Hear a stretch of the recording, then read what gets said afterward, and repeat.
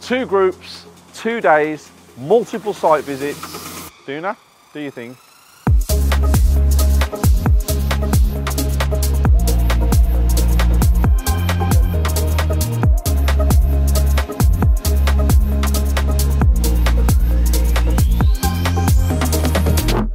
How much value does another bedroom give to a property? It's not really like, it's very difficult to give a figure on what a bedroom adds. Because you always But say, in this area, yeah. 25k would probably, 20 to 25k for an extra bedroom in this area. But then you go to a different area around it, it might be 15k. And then if you go to an affluent area, it could be 40k. So it's all down to area dependence. And this is still a desirable area here. Yeah. All along here, most people want to move. But you're in. So this is quite a bad one. This is we're in no man's land. So outside there, you know what the house is worth. Yeah. You lived here. You lived on that road, so you know the values. You go that way. Rings, yeah. You're in a different area where prices are a different price. So you're kind of like street on. You're in the middle. Yeah. So it's one of them. So can't afford to live there. Don't want to live there. Or live here. So guys, if you look here, we've dropped the ceiling. Can you see?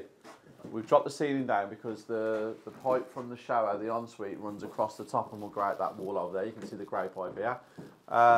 We haven't lost any head height, so that's why we did it. So it's good. It's still got good clearance basically. There was a wall here where you lot can see on the floor, and there was a door into there. Now we've knocked all of that out, and we've had it all open plan. So the kitchen is going to run, I believe. Where's the drawing? Up here.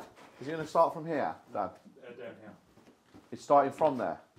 Okay, so starting from there, it's running all the way along, across, down there, and we was going to have an island where we was going to have double doors there. We've changed it now. The double doors are going on the other side of the wall, and we're not having an island anymore. So we're going to have a U-shaped kitchen without an island now. We've got a downstairs toilet that we've made, and then that's the dining room. So we've kept it as open plan as possible for a family. Still have to do all of this. Yeah, if we leave it open like that, yeah, we would have to do everything that Dan just said. We'd have to do all fire doors. Yeah.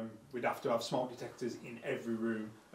They could potentially now make us put a mist system downstairs, and a mist system for this bottom floor is roughly on average around £3 grand. Why is that? Is it because of the size of the house, or is it? It's the kitchen with the fire. Okay. So this is in a house, the main source of probably a fire would be a kitchen. You would presume in common sense wise. So obviously it's all open. So if there's a fire here and you're in bed, it's straight through and up. So you have to have all the protection that it needs in order for you to be basically notified that there's a fire in here and it could get in there quicker. Whereas where it's all boarded up and there's a fire door and it's contained, it's blocked off, then you need different types of measures for health and safety. Yeah. The plasterers have been here this morning. We're waiting for the steel. Yeah. We're literally waiting for the steel. It can drop any day now, can't it? They keep saying it's coming. Any time now, Yeah. So, is that going to run through this? yeah, so as soon as that steel's in, these acros can then be taken out. Yeah, so the steel is going to go. They'll be sitting on that wall here. I think are they going to brick something up here? Yeah, they need to make it thicker on the other side. On the other side, because we could lose it. Yeah, and then it's going to run across.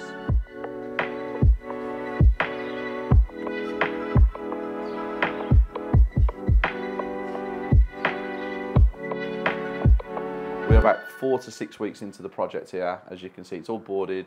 We've been waiting for a steel in the kitchen, which I'll explain to you when we go downstairs. That's been a bit of a pain in the arse. This has been done under permitted developments. So Warsaw is a non-Article 4 area, so we can do C3 to C4. Anything under a 6-bedroom you can do, you don't need planning. Then also with this one, because my kitchen is in with my communal area, the square footage and the square meters that I need is smaller than what I need if I had a single communal and a single kitchen. But again, you don't need to know that personally. Your architect is the one that should be telling you all this information. When you come into my houses, they have to be exceptional, not just, slap and dash, average. Well, most people who don't really know what they're doing will probably plaster 3 walls and try and paint 1 wall, or take 2 walls back to brick and try and surface two walls. Your name's on that property. Yeah.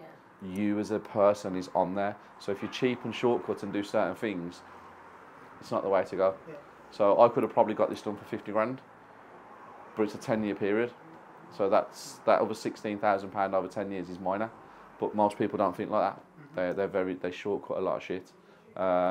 Whereas, like I said, if you come back here in 8 weeks and you look at the finished product, you'll be like, okay, now I understand why he is where he is, because everything I do is like different level. Yeah, it's a really good house, and it's got a lot of potential. And most people wouldn't have thought of it going from a 2-bedroom to a 4-bedroom house. Well, most people are like, I don't think that can happen. I've seen some people do 2 to 6. I just think like, how Well, that's double extension with a dormer. Sorry, a double extension at the back usually, or going up into loft to create a dormer.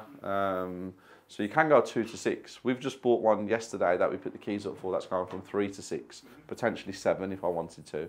But under 6 I can do it under permitted. 7 I have to go and get full planning, which I don't really want to do, because like I said, you could probably not start if you think you need to know everything. You don't need to read working drawings. Like, you don't need to be able to read them. You learn them over a period of time. You don't need to sit there, analyse them and do a test after a month so you know everything on there. Just learn step by step. If you can't understand them, speak to your architect, they'll tell you. If you come in and you don't understand something, ask your builder, they'll tell you. And just learn as you go along. You don't need to know everything on your first project. That's the key.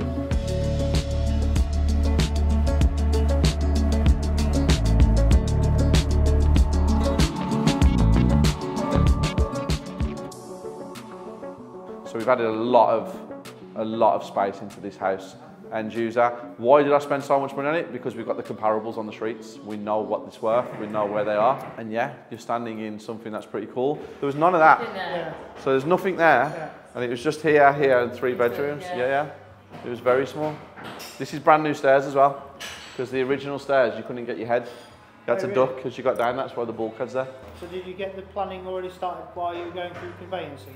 No, so what I did was, that was done under permitted development, so I started building, and then I put that in separately, because what most people do is, an architect will say, oh, put the planning in, and add that onto the planning, but then that doesn't fall under permitted, you've got to wait for it to be signed off to do both. So I did that first, got that building, as soon as that was, then I put the planning in for that, so I could get a team working in unity. So you're not basically wasting time? Not wasting time. Can anyone notice is there something about this window that stands out to you? In bigger properties that are over 300 grand, I always go for oversized windows. Okay. And they cost me an extra couple of £100. So just 200 quid. Well, it gives that feeling when you walk in the room and you're like, but most people don't know what it is. But it makes a massive, massive, massive difference. Huge. I know you say you're a fan of the bigger tiles. Yeah. Floor and wall. And also I'm a big fan of doing all of the bathroom tiles. I don't like them halved and then the rest of it white. Just from a cleaning perspective, I prefer it all the time. Yeah. To have that cut and push back to get the regulation to pass building inspection. So yeah, nice house. Yeah. Very nice house. So I can see you've gone back to brick here. So how would you know when to go back to brick and when not to go back to brick? And if you don't need to go back to brick, why would you do it anyway? Age of house. How much you got the house for. So if you've got a decent, healthy profit in and you want the finish to be amazing, then back to brick and you can afford it, put it in there. Yeah. If the walls are in great condition, you can see that you can just have a skim over the top of it. Right. If we're doing a full rewire, just new plaster. Yeah, just over the top of the existing walls. Yeah. But if we're doing full rewires, we try and budget before we buy it to have a full back to brick refurb. Right, yeah. We always try and do it, but not every house needs it. And I can see you've removed the chimney breast here, is that right? Yeah. Yeah, alright, so... We removed the chimney breast in every room, there's 4 in here. Yeah, I like the idea of it, I think I'll do that personally. Yeah, I don't like the chimney breast in houses, I like square rooms. Yeah. Personally. I like that. Yeah. How does it affect the structure of the house, or does it not, or do you do that thing where yeah, so you can put gallo brackets in if you need it. Your structural engineer will tell you what you need to do to remove the chimney breast safe and sound. Okay. You'll get drawings, building consent will sign it off.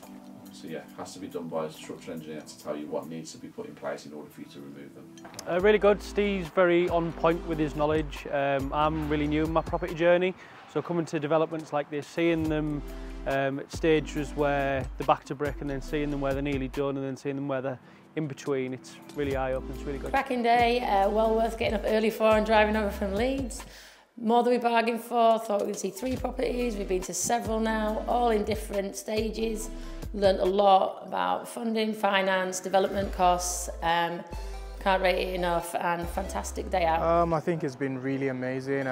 Great exposure, different properties, different stages, different thought process. I think I could see into Steve's creative mind, and everything has to be to a level of excellence. There's a lot more to learn for myself, but great exposure all in all. Thank you very much. So there you have it.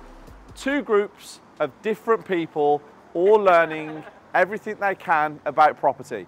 HMOs, BRRs, flips, commercials, every single thing that they need is here because it's everything that I do. If you guys want to learn how to do this, there's a link below. Jump on one of the spaces that I have allocated for you guys to do and earn and learn. It's right there below in the description. Apply, book in a call with me, and we will see if we can work together. But Duna has done his thing again. He's shown you why I am who I am.